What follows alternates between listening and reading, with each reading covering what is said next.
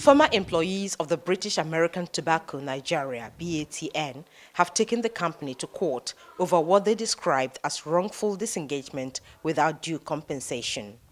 The workers said they were dismissed without any form of entitlements paid, even though they sustained various degrees of ailments which have rendered them incapacitated as a result of harsh working conditions in the company. I'm a former staff of British American Tobacco Nigeria Limited, working in SMB, secondary manufacturing department as an operator on machine for 12 hours every day and every night.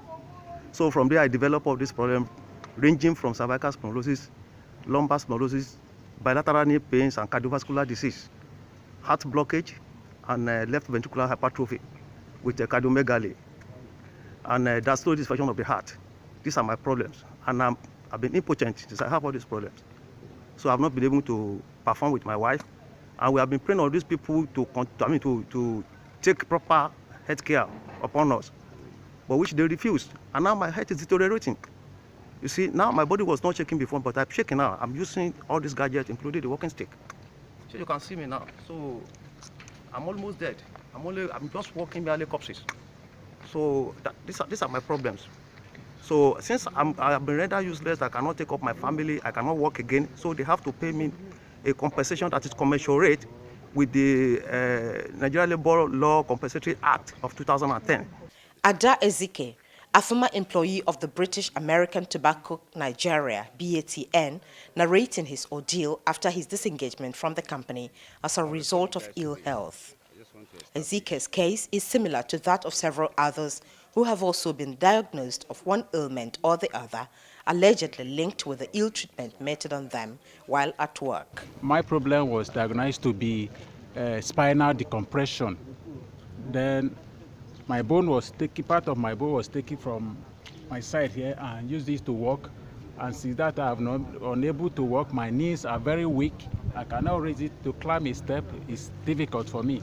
And since I've been discharged, I've been unable to provide for my family, even for myself. The nature of the work, standing 12 hours every day, doing all this work is what caused all these things. I got employed with the company in 2003.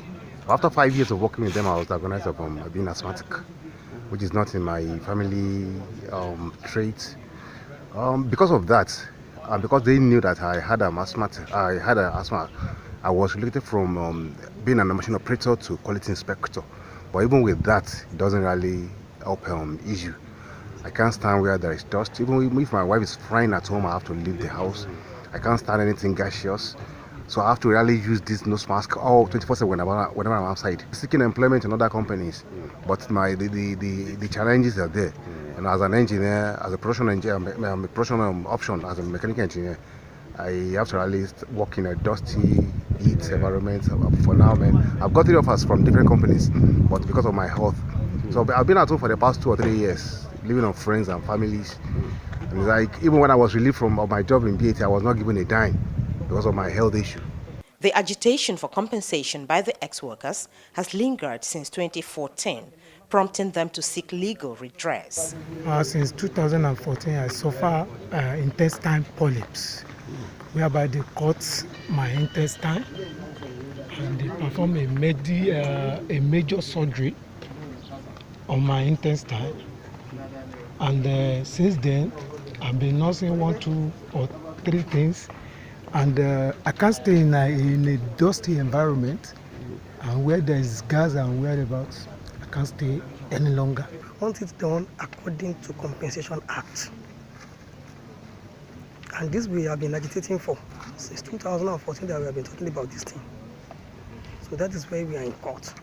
We filed an action against the British American Tobacco Company as well as the Nigerian Social Insurance Trust Fund for compensation under the Employees Compensation Act, and we are claiming that since British American Tobacco Company disengaged or terminated our clients' appointment or contract, our clients are entitled to be paid in accordance with the provision of the law, which is the Employees Compensation Act.